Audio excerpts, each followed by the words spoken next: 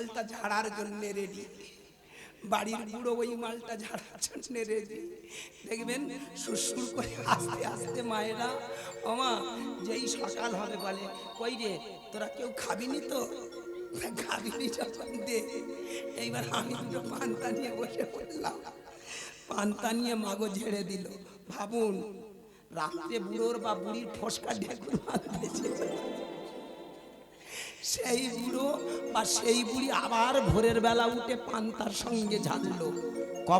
কবার হলো দুপুরে একবার, রাতে একবার, সকালেও পান্তার সঙ্গে ঝাড়লো। ও মালার ভেতরে গিয়ে বলবে হ্যাঁ আমি ছিলাম দুপুরে ভালো ছিলাম, ফের রাত্রে ঝেড়ে আমাদের ভিতরে দিলি, সে মাল কটা জমে গেল, ফের সকালবেলা পান্তার সঙ্গে। 72 ঘন্টা যদি ভেতরে থাকে ও খবর হবে না? হ্যাঁ, আপনি কি 3 দিন আর কিছু খান না? না রে বাবা না, সব কোনো গল্প না। অম্বল হচ্ছে তা কি হচ্ছে, ওর উপর ঢাল। কি বলুন? আবার ঝাড়ছেন। ভাবুন কথাটা হাসি নয়। ওই যে মাংসটা এবার আমাদের পাকস্থলীতে পচন হতে থাকে, পচতে থাকে। এখানে যদি কোনো ডাক্তারবাবু থেকে থাকেন ভালো করে বলুন বাবা, দেখুন ওইটা যখন বারবার পাকস্থলীর ভিতরে পচতে থাকে, আস্তে আস্তে আমাদের আলসা হয়ে যায়, অ্যাসিডিটি হতে হতে আমাদের পাকস্থলীটা অ্যাবনর্মাল হয়ে যায়। আস্তে আস্তে আমাদের বড় বড় রোগ হয়, ক্ষত সৃষ্টি হয়, যেটাকে আলসা বলা হয়। ভেবে দেখবেন মানুষের যখন এই বড় বড় রোগ হয় তখন কিন্তু ডাক্তারবাবু বলে দেন সহজ পাচ্য খাবার খাবে। কেন?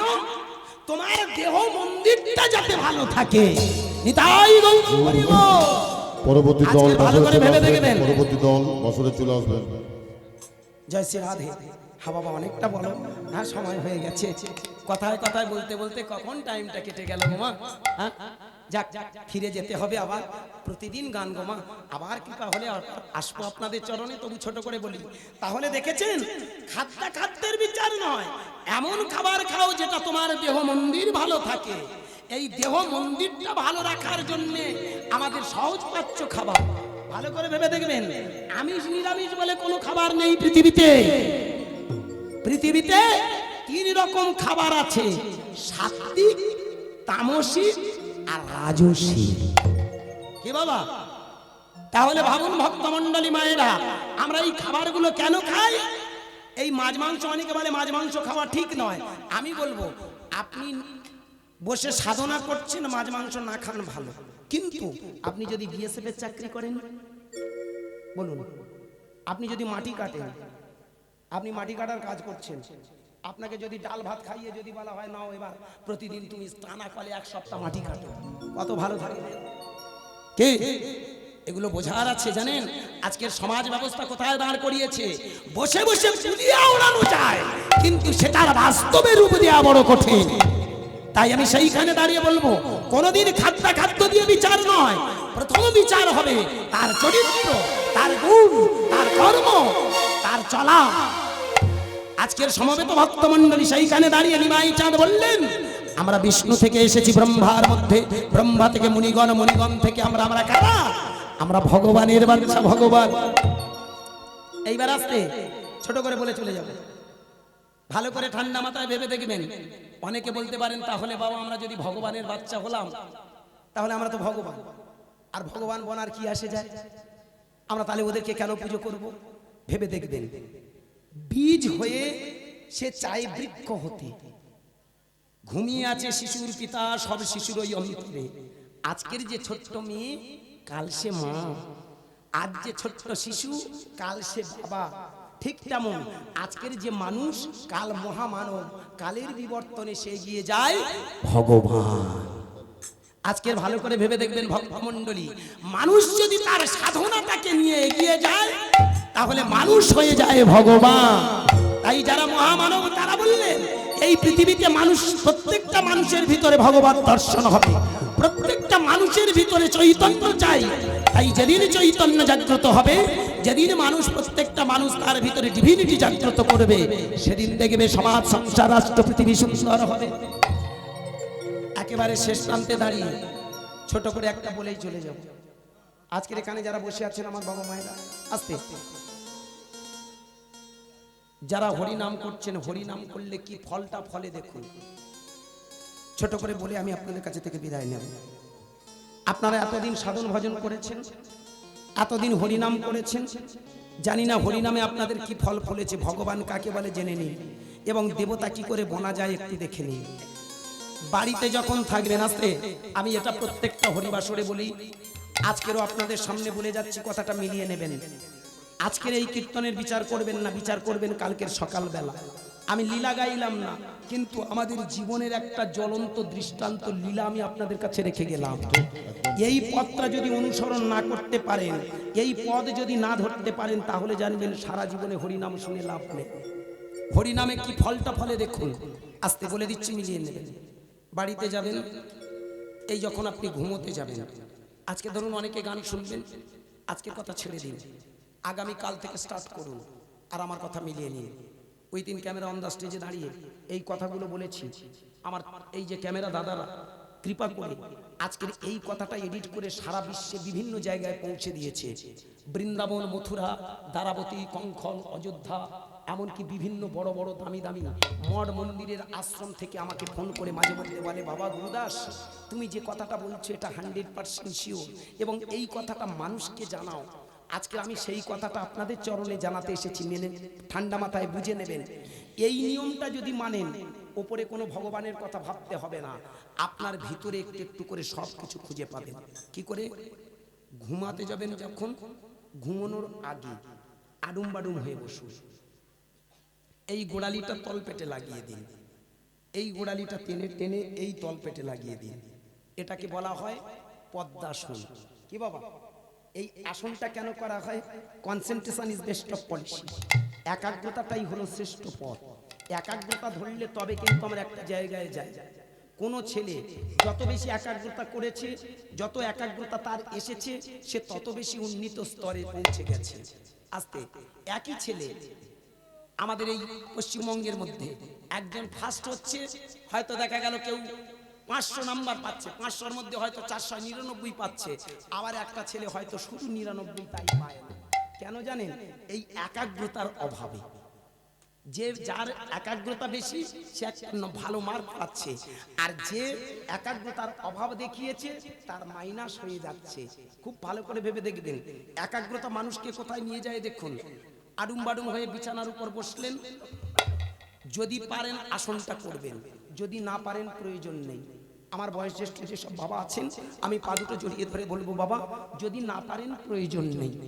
এত কথা বলতাম না, একটা লীলা গিয়ে চলে যেতাম, কিন্তু আমি চাইছি প্রত্যেকটা মানুষ এই কথাগুলো জেনে এগিয়ে যাক। এর উপরে কিছু নেই। আজকের এখানে অনেক বাবাজিরা আছেন যারা মঠ মন্দিরে আশ্রয় নিয়েছেন, আমি যে থটটার কথা বলছি এর উপরে বলুন তো কিছু আছে? যদি কিছু থেকে থাকে আমি চ্যালেঞ্জ জানাচ্ছি, আমার সামনে এসে তারা বলুক যে আমার একটা রং। আমি কথা দিলাম সেদিন থেকে হরিবাসরে হরিনাম বন্ধ করে দেবে। এত বড় একটা কথা বলে গেলাম। কথাটা কি? মিলিয়ে নিয়ে আসন পেতে বসুন। কোথায়? বিছানার উপরে। যদি আসনে বসেন ভালো, না বসেন আডুম বাডুম হয়ে বসবেন। এই যেমন আমার মা বসেছেন, ওই রকম বসবে। আমার বসার পরে হাতটা এমন করুন, এই তিনটে জুড়ে দিন টাচ, এ তিনটে জুড়ে দিন টাচ। আস্তে আস্তে দুটো হাঁটুর উপরে রাখুন। কেন? এটা হলো যোগীর ভাব। কি কারণ? ভালো করে ভেবে দেখবেন, যত যত মহাজন আছে তারা সবাই এমনি করে সাধনা করেছেন। দেখেছেন বাবা পঞ্চানন্দ, দেখেছেন ভোলানাথ, দেখেছেন রামকৃষ্ণ ঠাকুর, দেখেছেন বিবেকানন্দ, ত্রৈলঙ্গ স্বামী, ওঙ্কারনাথ, বিবেকানন্দ, রামকৃষ্ণ, এই যত মহাজন আছে, মহামানব আছে, তারা কিন্তু এইভাবে নিজেদের ভেতরটাকে আগে রাঙিয়েছে, তবে কিন্তু তারা এত কথা বলতে পেরেছে। মিলিয়ে নিয়ে আডুম বাডুম হয়ে বসলেন, হাত দুটো এমনি করে রাখলেন, এই এই এটাকে মুদ্রা বলা হয়, জ্ঞান মুদ্রা। দুটো হাঁটুই রাখলেন। এইবার আস্তে আস্তে চোখটা বন্ধ করুন।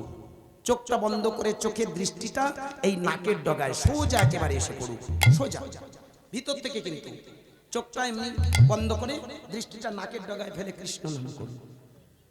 আপনাদের যদি গুরু দীক্ষা হয় গুরু মন্ত্রটা করুন। যদি আপনার এটা কনফিউশনে আপনি ভোগেন, ভাববেন যে না এটা ঠিক নয়, আপনার যারা দীক্ষা দিয়েছেন তার কাছে চলে যান, আমার কথাটা তার কাছে বলুন। সে যদি প্রকৃত মার্গের মানুষ হয় আমার কথাটার মূল্য দেবে। কেমন ভালো করে ভাববেন। গুরুদেবের কাছে কি আমার কথাটা বলে দেখবেন। এখনকার গুরুদেবরা তো এগুলো শেখায় না জানেন, আর শেখায় না বলে মানুষ ঠিকানা পায়নি জানো বাবা। আস্তে আমি যে কথাটা বলছি মেনে ভেবে দেখবেন। আস্তে আস্তে চোখ বন্ধ করে এইবার নাকের ডগায় ফেলে গুরু মন্ত্র জপ করুন, নতুবা জগৎ গুরু আমার গৌরাঙ্গ মহাপ্রভুর মন্ত্রটা হরে কৃষ্ণ কৃষ্ণ কৃষ্ণ হরে হরে, হরে রাম রাম রাম হরে হরে অনর্গল করে যান। কিছুদিন পরে দেখবেন, আমি বলছি মিলিয়ে নেবেন, যাদের যাদের হয়, এখানে যারা বসে আছেন অনেক মানুষের হয়, দেখবেন বসে বসে যখন কৃষ্ণ নাম করে আস্তে আস্তে সারা শরীরের ভিতরে লোমকূপগুলো খাড়া হয়ে যায়, আস্তে আস্তে ভিতরে একটা শিহরণ ঢুকে যায়, আস্তে আস্তে ভিতরে দেখবেন ফুলে ফুলে ওঠে। এখানে অনেক মা আছে যারা কৃষ্ণ বলার সঙ্গে সঙ্গে, হরি নাম করার সঙ্গে সঙ্গে দেখবে সারা শরীরের ভিতরে যেন একটা আগুনের ফুলে কৃষ্ণ কৃষ্ণ কৃষ্ণ কৃষ্ণ, ভিতরে দেখবেন লোমকূপগুলো খাড়া হয়ে যাচ্ছে, আস্তে আস্তে একটা আগুনের স্ফুলিঙ্গ উপরে উঠছে। জানবেন আপনার নামের ফল ফলতে শুরু করেছে। এইবার দেখবেন কিছুদিন এমনি করে নাকের ডগায় জপ করতে করতে এইবার একটু ঘুরিয়ে দিয়ে এই দৃষ্টিটা উপরে অ্যাঙ্গেল করে দ্বিদল পদ্মে নিয়ে আসুন। যখনই দেখবেন আপনি দ্বিদল পদ্মে নিয়ে এসেছেন বাবা, ওই দ্বিদল পদ্মে আনার সাথে সাথে দেখবেন 2-4 দিনে 1 সপ্তাহ জপ করায় আস্তে আস্তে ছোট আস্তে আস্তে দেখবেন ওই জায়গাটা একটা আগুনের গোলা তৈরি হয়ে গেছে। দেখবেন একটা চক্র মতো ঘুরছে। আমি বারবার বলছি, আপনারা যারা থটের মানুষ, আমার থটটা যারা করেন বা করছেন বা যারা গুরু কৃপা পেয়েছেন, আমার কথাগুলো মিলিয়ে নেবেন। ওই যে আগুনের গোলাটা হলো, ওইখানে বসে আপনি আপনার আরাধ্য দেবতাকে ডাকুন। সে শিব, কালী, দুর্গা, মনসা, শীতলা, যে ঠাকুরকে আপনি ভালোবাসেন ডাকুন। দেখবেন আস্তে আস্তে ওইখানে একটা ছবি ফুটে উঠছে। স্মরণ করছেন, ছবি ফুটে উঠছে, স্মরণ করছেন, ছবি ফুটে উঠছে। এর নাম ভগবত দর্শন। আপনি কৃষ্ণকে ডাকুন, আপনি কৃষ্ণকে ডাকুন, কৃষ্ণের প্রতিচ্ছবিটা খুঁজে পাবেন। কেন জানো বাবা, আমি চলে যাব, কিন্তু এই ক্যামেরাম্যান আমাকে যে বন্দি করে রাখলো না, উনি কাল সকালবেলা ঘরে গিয়ে খুলে দেখবে এই সেই ছেলেটা। ওর এই যে হাই পাওয়ারের ম্যাগনেটটা আছে না, আমাকে ধরার ক্যাপাসিটি করে রেখেছে, আমাকে ধরে বন্দি করে রেখেছে ওই ওর মধ্যে। ঠিক তেমন এটা যেমন সায়েন্টিফিক ব্যাখ্যা, ঠিক তেমন মানুষ যদি অনর্গল হরি নাম করে আস্তে আস্তে দেখবেন ওই জায়গায় এমন একটা ক্যাপাসিটি তৈরি হয়, আপনি যে ঠাকুরকে ডাকবেন প্রতিচ্ছবি। এর নাম ভগবত দর্শন। আপনার সামনে এসে কৃষ্ণ দাঁড়াবে, এটা ভুল ধারণা।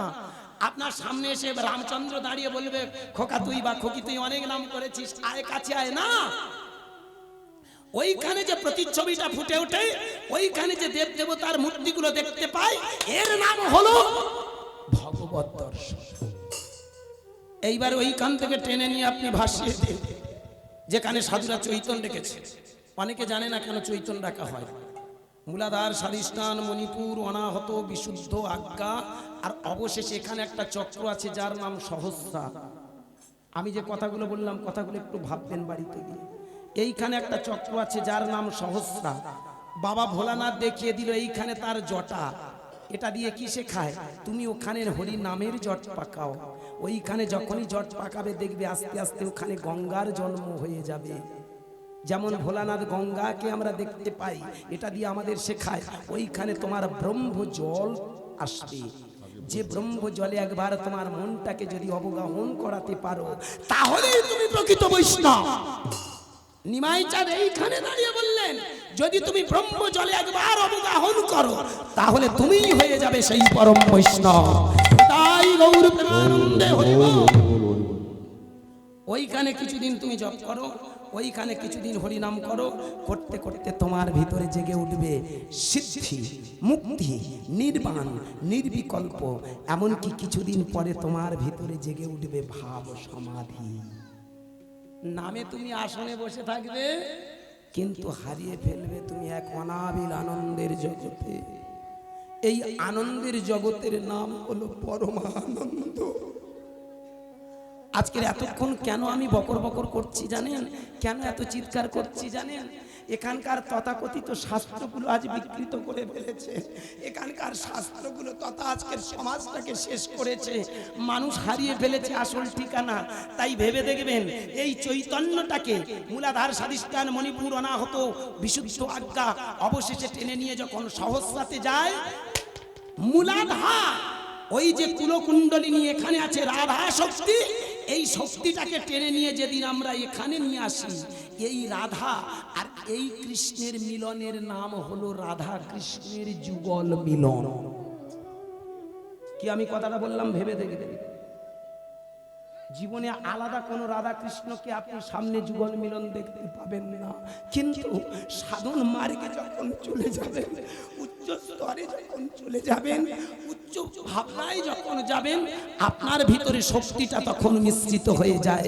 এই দুই মিলনের নাম হলো রাধা কৃষ্ণের যুগল মিলন। নিতাই গৌর প্রেমানন্দে হরি বল। আজকের আমি যে থটটার কথা বললাম জানি আস্তে, এখনকার দিনে এইসব আলোচনা হয় না বলে জানেন আপনারা 90% মানুষ বুঝতে পারেননি। কি আমি কথাটা বললাম মিথ্যা? বাড়িতে যাবেন, আমার কথাগুলো ভাববেন। আমি যে প্রসেসটা এগিয়ে দিলাম, ওই প্রসেস করার পরে 1 বছর পরে আমাকে ফোন করে বলবেন যে বাবা তুমি যেটা বলছো সেটা কতটা ঠিক কি বেঠিক। এত চিৎকার করার আমার দরকার ছিল না। আমি একটা গান গাইতে পারতাম না, একটা ছোট্ট লীলা গাইতে পারতাম না। কেন জানেন? আমরা আজকের নিজেকে তৈরি করতে পারিনি, লীলা শুনে লাভ কি? আমরা নিজের যন্ত্রটাকে রাঙাতে পারিনি, আমরা অপরের গল্প শুনে লাভ কি? এই জন্যে জানেন আজকের হরিনামে আর ফল ফলে না। এমনি করে এগিয়ে যান, সেদিন বুঝতে পারবেন আমার বিষয়টা কোথায় রয়। এই জন্যে জ্ঞানী মহাজনেরা বললেন চলো পরবর্তী দল আপনি চলে আসবেন। তাহলে এইবার আমার বিষয়টা একটা সুন্দর গানের মাধ্যমে আপনাদের চরণে নিবেদন। তাই মহামানবেরা বললেন যারা সাধক বর্গের মানুষ তথা অনুকূল ঠাকুর, বালক ব্রহ্মচারী, ঋষি অরবিন্দ, ওঙ্কারনাথ, বিবেকানন্দ আর ত্রৈলঙ্গ স্বামী, যাদেরকে আমরা মহান বলছি, তারা সবাই একই বাক্যে বললেন আগে জানতে দেহের তত্ত্ব মন। পরবর্তী দল ভিতরে চলে আসবেন। এই গানটার ভেতর দিয়ে সবাই একটু তালি হয়ে যায়। জয় শ্রী রাধে।